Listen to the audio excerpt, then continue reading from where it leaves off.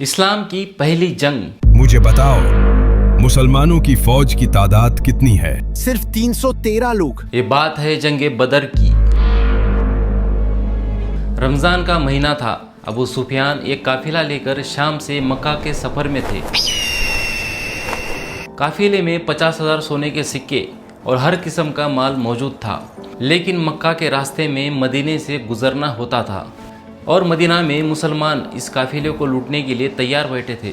लेकिन मुसलमान काफिला क्यों लूटेंगे, वो भी रमज़ान के महीने में? असल में जंगे बदर के 1 साल पहले जब मुसलमान मक्का से हिजरत करके मदीना गए थे तो मक्का के मुशरिकों ने मुसलमानों के घर, ज़मीन सब बेच दिए थे और अबू सुफियान के इस काफिले में वही मुसलमानों का माल भी मौजूद था। तो मुसलमान काफिला लूटने नहीं बल्कि अपने सामान का बदला लेने तैयार थे।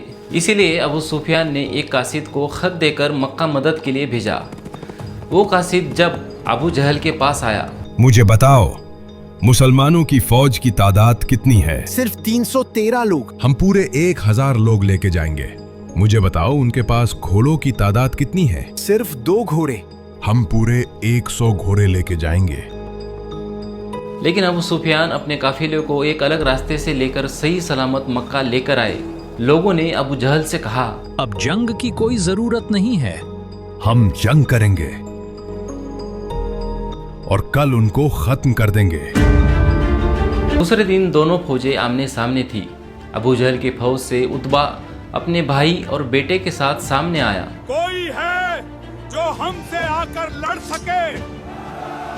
मुसलमानों की फौज से 3 मदीने के अंसार सामने आए। ये कौन है आप?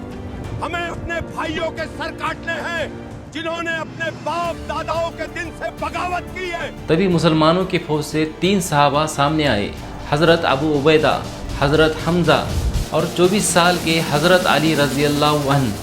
हजरत अबू उबैदा जख्मी हुए, लेकिन उतबा, उसका बेटा और भाई तीनों मारे गए। फिर जंग शुरू हुई। मुसलमानों की फौज ने डिफेंसिव स्ट्रेटेजी अपनाई।